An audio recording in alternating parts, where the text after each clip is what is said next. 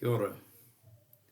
Last week I received a letter asking why we Christians praise God. I replied, well, for a starter, it's a useless thing to do. That is, praising God has no use. Of course, some picture God as lapping it up, like a benign autocrat listening to his adoring chorus and dishing out favors based on how sycophantic they are. In this thinking, it's useful to appease the deity to gain reward or avoid punishment. One variation of this, courtesy of 2nd Isaiah, is that the praise God wants is actions of freeing the oppressed and feeding the hungry. Frankly, I think 2nd Isaiah was just using God as a literary device to criticize those prominent in worship and piety and absent in deeds of mercy and justice. Most theologians and church people I read and know, however, don't have the benign autocrat sort of God. Rather, the type of God they have doesn't need praise and doesn't dish out favors to those doing the praising. God is mystery, infinite space, unconditional giver, known in Jesus, etc. So why do it? Why sing praise? Well, two reasons. Firstly, just because it's useless. It's something that flies in the face of the rational, goal-oriented, market-driven disease called achieving that so afflicts our Western institutions and thinking. I remember a piece written by Kurt Vonnegut where he advises a classroom of children to go away and write a poem and then tear it up. After the tearing, there is no product left that the student can then submit for credit. The poem is useless. Tearing it up is an act of cultural resistance, saying no to that achieving disease. And Kurt adds, this exercise will make your soul grow. That's the second reason. Being lost in wonder, love, and praise, as the great Charles Wesley hymn puts it, does something for our soul. Note the word lost, like loss, not gain. If I was advising Charles, I would have told him to substitute the word gratitude for love, although it has too many syllables for the hymn line. Simply because a loving God is another phrase that needs significant explaining and qualifying. And gratitude, like wonder and praise and love, is not just a mind and thinking activity.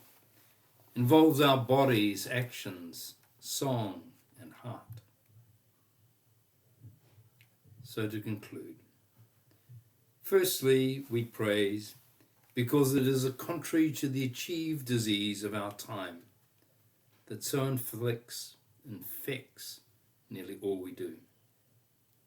And secondly, we praise because it expands our soul. With that expansion comes an increase in our ability to think creatively, courageously, and most of all, lovingly. For the last 3 Sundays, I've been talking about building flourishing communities, places, spaces, groupings that are hospitable, energizing, caring, and inclusive. What could be called mission. Such communities are premised on unconditional gift. In other words, We don't have to earn our way in, believe our way in, or prove ourselves once we are in. Each of us is a gift conceived, born, and shaped by others. And we both give and receive in flourishing communities, often without thinking too much about it. It's an economy of grace, the tūranga waiwai of God. This morning, I'd like to suggest in the building of flourishing communities, we need to be careful for the soul. That's not just the soul of individuals or the soul of the communal life, say here at St. Luke's, but the souls of all who interact with us. For what we build is a shelter, a space apart, third space. A shelter from the storm of having to strive for gain and failing, or winning yet still feeling lost. What we build is a nest, he whakaruruho, of hospitality, awhinatanga, and manakitanga. Awhinatanga is like nurturing, and manakitanga is like welcoming strangers. So a nest of hospitality, where the soul can be freed to stop striving, to rest, to breathe, and then begin to grow. I listed 2 weeks ago 13 groups and activities St. Luke's are engaged in to build flourishing communities, here, locally, and wider afield. Many of the 13 have a focus on helping, empowering those who are socially, medically, and or economically vulnerable. Much practical good is done. And I would suggest, though we often don't name it, that the soul is cared for, sheltered, tended, and watered in such doing. I'm using spiritual language to describe such helping empowerment of both giver and receiver, because it is, in the best sense, spiritual work, caring for and expanding the soul. I mentioned earlier the achieve disease. What I'm talking about is the language of management and commerce. Goals, objectives, KPIs, profit and loss, which has crept into all facets of our public and private life, into hospitals, schools, social and leisure activities, and churches, and often dominates. I'm not criticizing the usefulness of this management commercial frame of thinking, particularly in the business world. I'm criticizing its pervasiveness.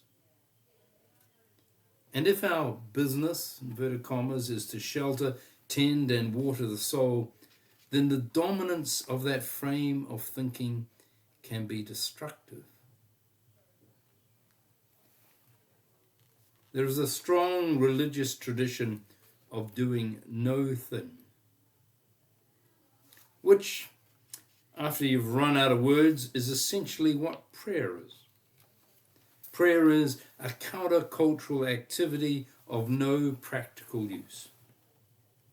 Sure, if you believe in a supreme being, omniscient, omnipotent sort of God, do you really think you're going to change his or her mind by petitioning?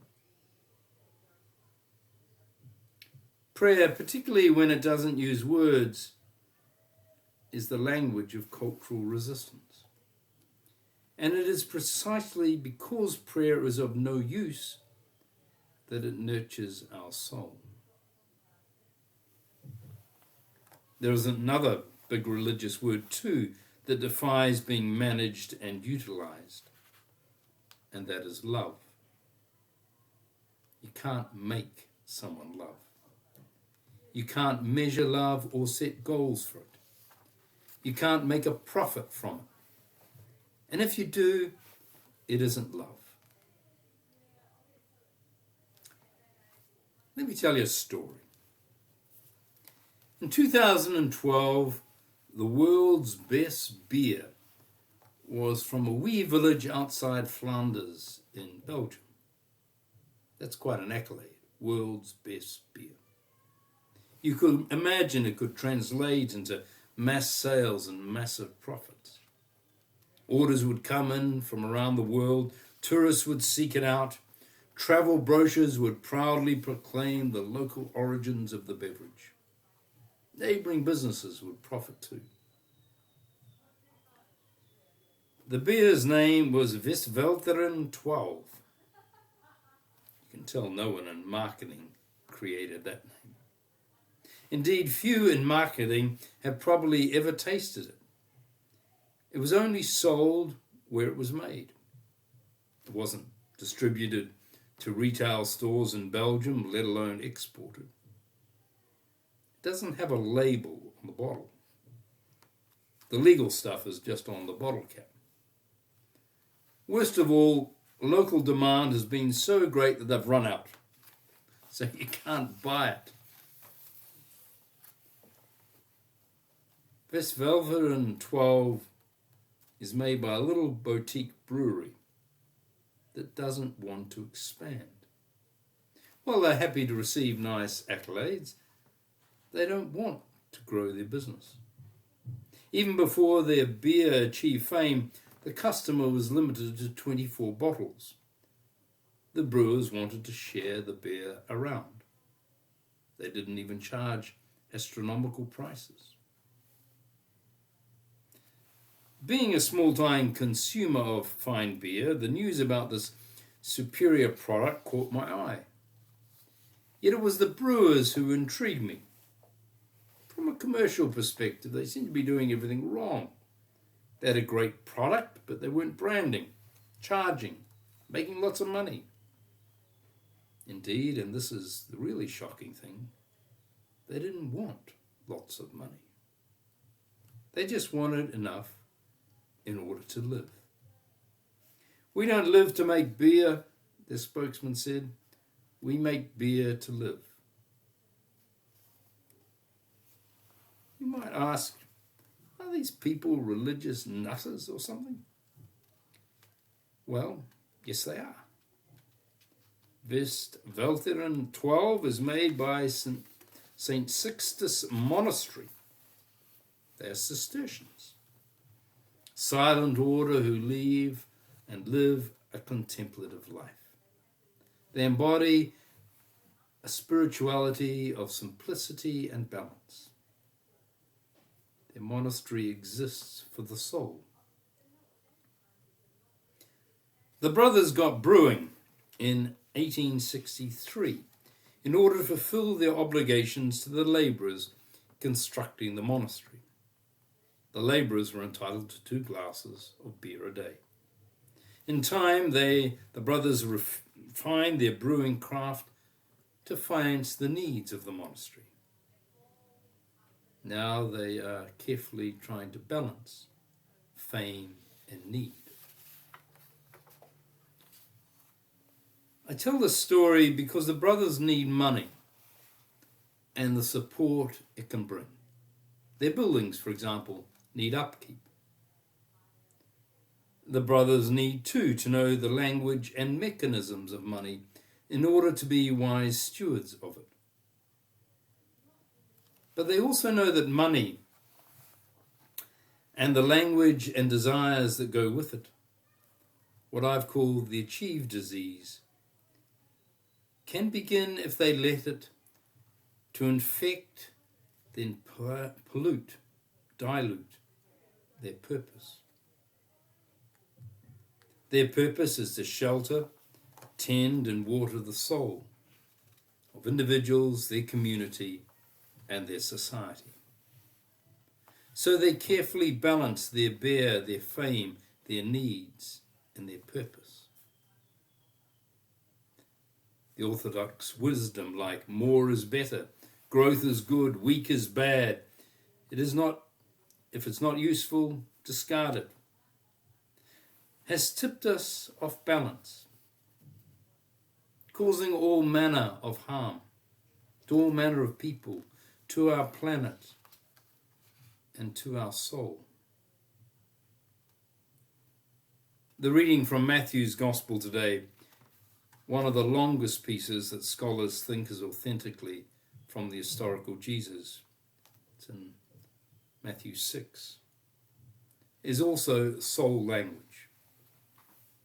Of course, things like income, food, drink, clothing, and time, as the passage mentions, are all important. But it is when they become all important, all consuming, when they tip the balance away from those things that nurture the soul, that we are in danger. We know almost innately some things are good for the soul and some aren't. We know that destructive relationships with nature damage our soul, and appreciative relationships help restore it.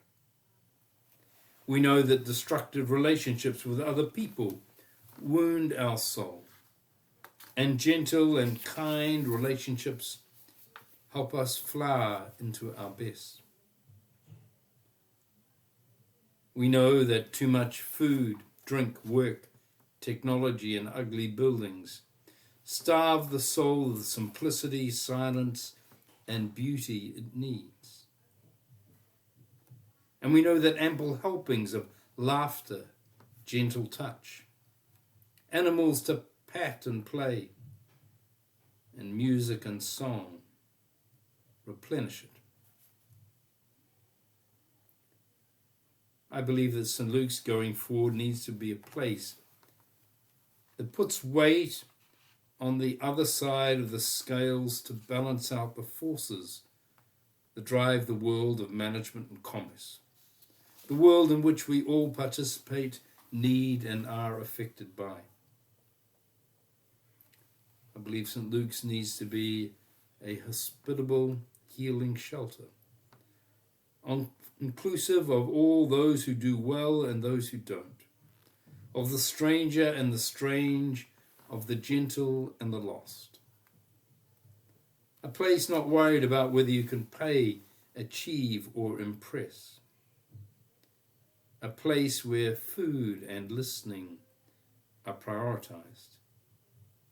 A place where you can take time to sit and eat and talk about nothing. A place where the therapeutic music of magic of music happens. And art and beauty are appreciated and created. A shelter for a different set of values, values that are grounded in the uselessness of love, of unconditional gift, and of the importance of the soul. Blessings.